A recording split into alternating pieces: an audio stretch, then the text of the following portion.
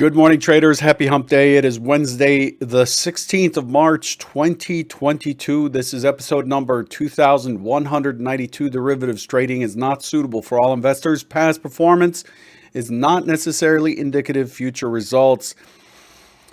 Wow, there's a lot going on this morning. We're going to try to keep this as short as possible. It's really important to remember that today is the FOMC decision day. The market has had a risk-on sentiment. Europe bouncing pretty decent today, up 313 basis points, and the Euro stocks was a little bit higher earlier. And the DAX is up 262 basis points.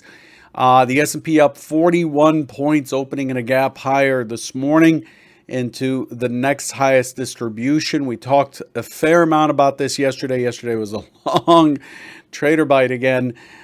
Because we wanted to get into some details of what the market is doing overall.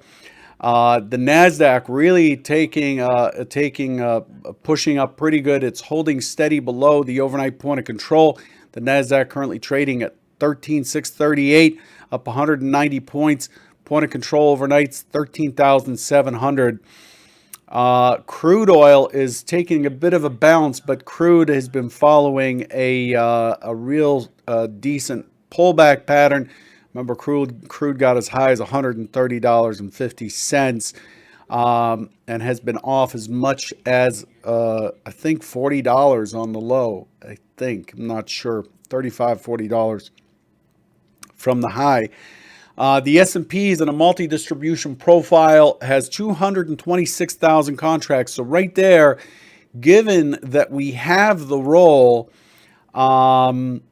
given the size of the move that has occurred here, it is interesting that the volume is not quite there. The S&P has pulled back a fair amount just now. Has dropped to 42.93. What's on the news? Well, the most recent headline is that Ukraine's President Zelensky is speaking to lawmakers in the U.S. via video. That's likely to generate some headlines. But overall, the market is anticipating this very, very important FOMC decision today. And of course, the hawkish remarks that are expected by Jeremy Powell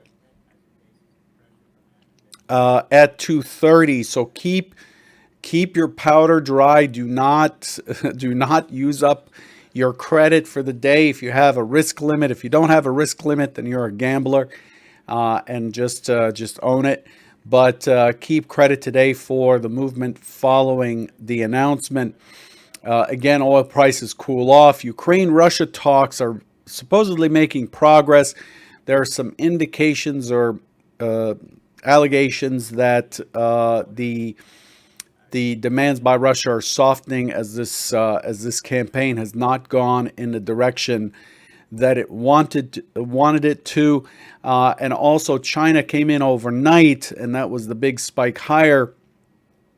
Came in overnight and announced even further stimulus.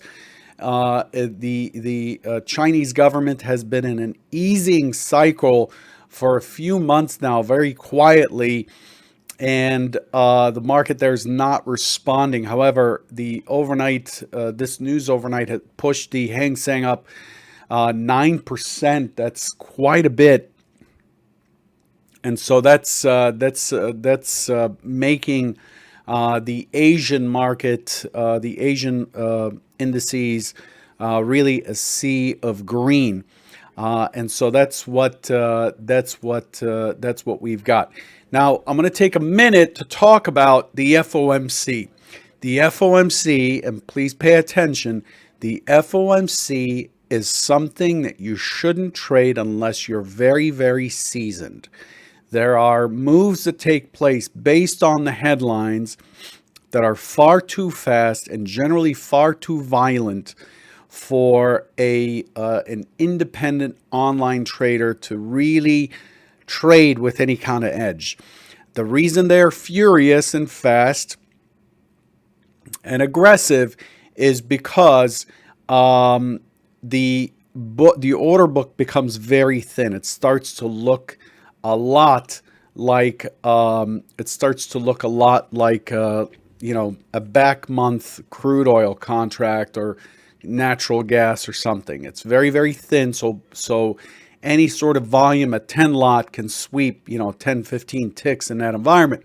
So it is best to wait out the volatility and look for the aggressive move. Generally, the third move that takes place, there's a reaction up or down, then there's a strong reversal, and then there's a continuation. And generally, statistically speaking, and again, past performance is not indicative of future results, that last move is reversed within a day or two. So the overall outcome of this kind of news event is that it's a blip. It doesn't really change the course of the overall market, but the volatility will be very, very high. And the whipsaw action will be very high on the event. The market's expecting 25 basis points. The market's going to be paying attention to the dot plot into late 2023 and into 2024. It's a foregone conclusion to participants today what the Fed has to do. The Fed is in between a rock and a hard place right now. It is trying to support.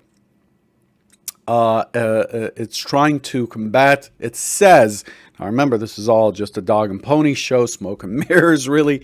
The Fed usually doesn't have to do anything. The market does the job for it. But in general, it wants to raise 25 basis points. It's expected to raise 25 basis points, and that's what it's telegraphed with some hawkish comments. But I expect the hawkish comments to not be too hawkish. Any increase of 50 basis points or higher is unexpected, and that's going to create a tremendous surprise. And it's the outcome of that is likely to be very negative for the indices. If it does not raise at all, then we are likely to see a strong pop higher, and then I'm seeing that reversing and pushing down, because not raising at all creates even more risk for future prices, as participants have to account for the fact that the Fed sees things that may be worse than what they see. So that's where we stand. The decision comes out at 2 p.m. It's a prepared statement, and then the press conference starts with a prepared statement from Powell explaining the FOMC's decision, and then the Q&A is likely to bring volatility in. So please take a step back, watch the market unfold on your charts. It's a good day to simplify your charts. Just cut it down to a higher time frame chart as we approach that 2 o'clock Eastern U.S. time period, and monitor the overall direction. Until then, we have U.S. NAHB Housing Market Index. This has had a little bit of an impact, as housing prices are a big driver in consumer inflation. Business inventories also at the same time at 10. Then we have crude oil inventories, and the market's likely to respond to this, as well as the EIA has announced that the forecast that demand will be softening for crude. So this EIA report is going to be important as well. Then we have the FOMC, and then this evening out of Japan, machinery orders year on year. So a full deck today. Again, mild risk on. And the event risk has already been discussed. Here's what was expected yesterday for those of you who attended. We were looking for a pullback, but overall, we were looking for scenario 1 to push 24.30. And if there is no pullback, then the extended move is likely to push to 42.51. So if it does, the trade is, if it does push higher and is not able to pull back, and get below the over underline, which is 77, and we're looking for a long into 24.30 with an extended target of 42.51. Again, the plan is that the market will likely respond somewhere above 77 and 80. It's expected to hold the key over under stock zone at 77.80. And if it does, then we're looking for the long for a push to 24.30 with a runner to 42.51. That's the key trade of the day. This is the video from yesterday. Here's what actually took place as a result of yesterday's auction.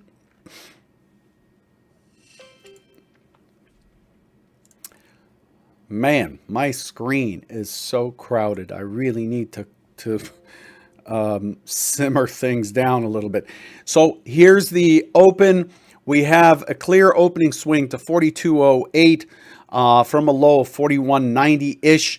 We pull back to 78.50. Now remember, I said 77 to 80 is the over-under stock zone. It's really important that buyers defend this area for it to push to 42, 24, and 30. 30 being the key number in this area. It held 77 to 80 by pushing to 78.50. 78.50 is the low here.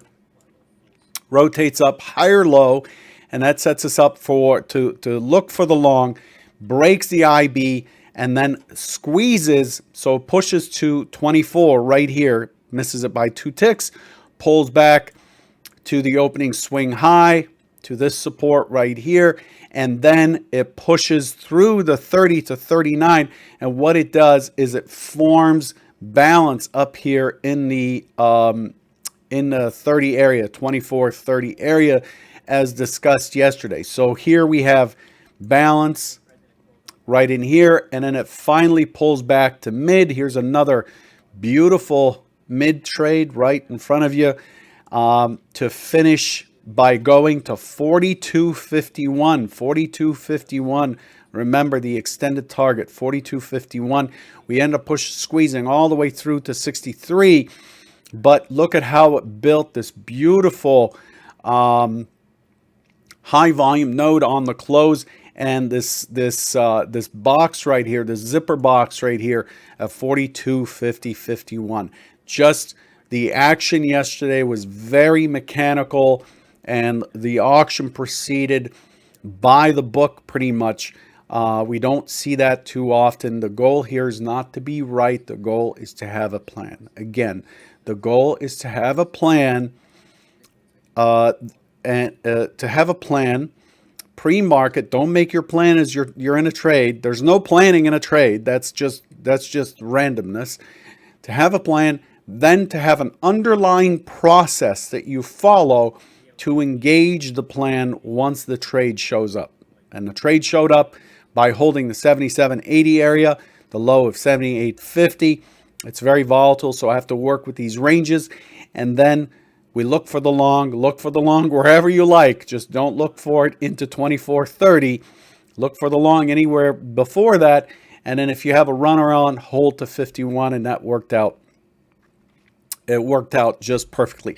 This is an auction that is proceeding under its own power and is not being fiddled with by news, by tweets from presidents or scandals or whatever. This is an auction that's proceeding technically, and it creates the best opportunity. Again, there's wherever there's opportunity for profit, there's opportunity for loss, and risk is always present, but having a plan and then just waiting to follow it is the way to consistency and long-term profitability in trading, in my opinion. Okay, so I'm really laying the cards on the table here and trying to tell you, just like I would for my own prop traders, trying to tell you how this is done and what's important. So that fancy indicator you just got from some Ninja website or some Sierra website or whatever, it doesn't mean crap unless you've put together a plan and a process for using it.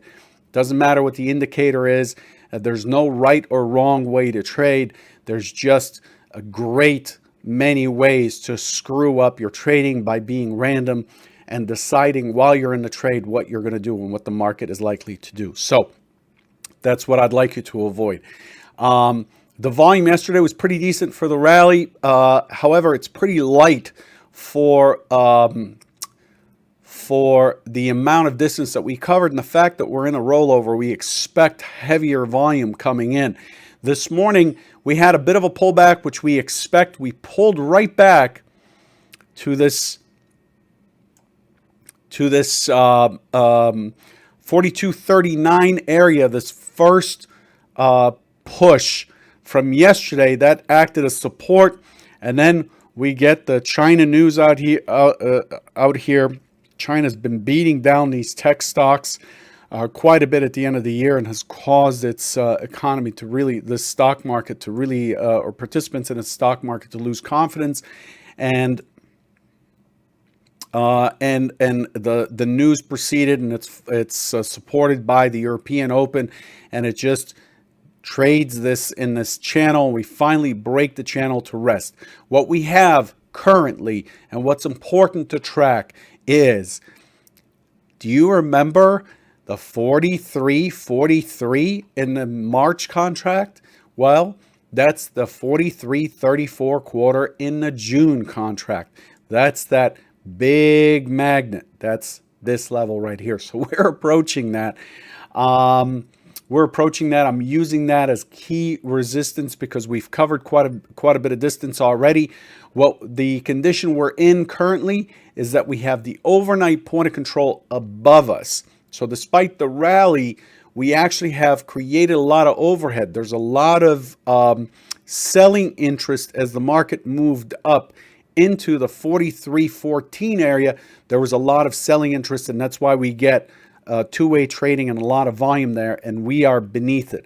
We are above the overnight VWAP, overnight mid. So we're in a short-term sandwich here above the last couple of sessions of trading, 3 sessions of trading or so, and we're opening out of range, and we're likely to see an open auction because we are opening in this kind of conflicted-ish condition, in that we've run quite a bit from yesterday's close in settlement, and we have shifted the point of control above us. So we created some overhead there with the full session VWAP, full session mid, yesterday's high, all beneath us. So I'm expecting this morning to be to garner some interest from buyers and sellers, pretty strong. There are also some hedging. There's also some hedging to be done as a result of this major news that is scheduled and isn't anticipated. And so the expectation is we're likely to see a pretty whippy open. So just be prepared for that. Make that a part of your plan for today. So looking at the big picture here, switching to Edge Pro X, which is my execution platform, we have a high, we have a lower high. I'm looking at the RTH here, these blue profiles. We have a high, lower high, and what we've done is we've proceeded to make these lower highs, lower highs, lower highs on these retests. Yes, there are other lower highs in between, and a lower high. And what we've done is we've basically broken that to the upside this morning. We're opening above that. It's relatively decently bullish, with 42.50 being a key price that the buyers will need to hold. So the magnet right now is 42.92. That's the key magnet. The over-underline is this, the over-underline is 42.70-ish, 42.69 right in here. So this is the key over-under. This is the 42.50, and then the magnet is up here at 42.91, which is where we are. So we're trading in the magnet. So there's a little bit of room for this to pull back and for the inventory to balance out a little bit. Although the overnight inventory is only 53% long, we expect the inventory to balance out a little bit before we proceed to chop into the FOMC. So I expect a fair amount of movement on the open, just a lot of noise. I'm expecting a little bit of a skew probably to the downside. I expect some of these recent buy the dippers to cover a little bit coming into the FOMC, and then it's very difficult to justify taking a risk on position or risk off position into the FOMC. So I'm expecting this to chop around from about the European close, which, it's shifted. Traditionally, it's 11:30. I don't know what it is now. It's maybe 12:30 Eastern. I'm expecting it to chop around into the FOMC. So I'm going to keep an eye out, but I'm probably not going to do much after the first 2 hours of trading today. So my plan is to step back, let the market develop, figure out what it wants to do this morning, and then step in once things become obvious and the FOMC is upon us, and look for opportunity after the initial volatility in the FOMC. Look for a impulse, pullback, and then trade the continuation. I'm looking to trade the continuations, looking for weak pullbacks long to get short, or look for an impulse up with a weak pullback, selling pullback that is not able to really push very far. Find an area to lean against to look long and look for continuation trades.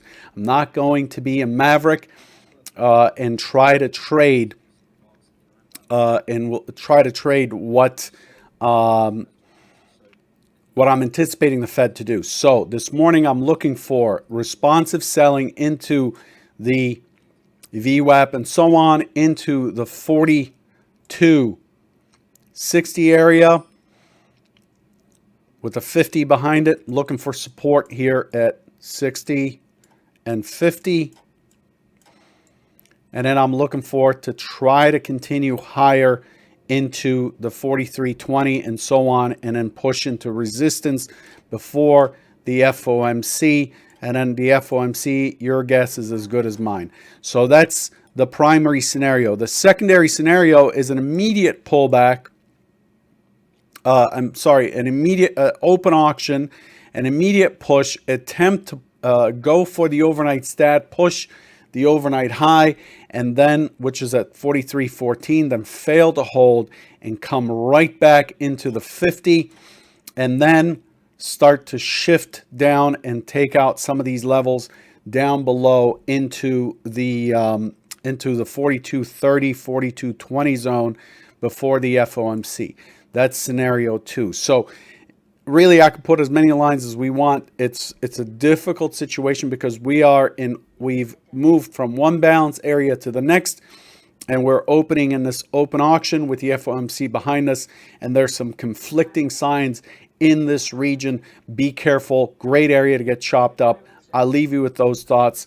Good luck. And by the way, the roll is pretty much done. 93% has already rolled. By the time the market opens here in a few minutes, the roll will be complete, and we can go back to using our delta, volume delta, and order flow tools and volume, as the roll is pretty much complete.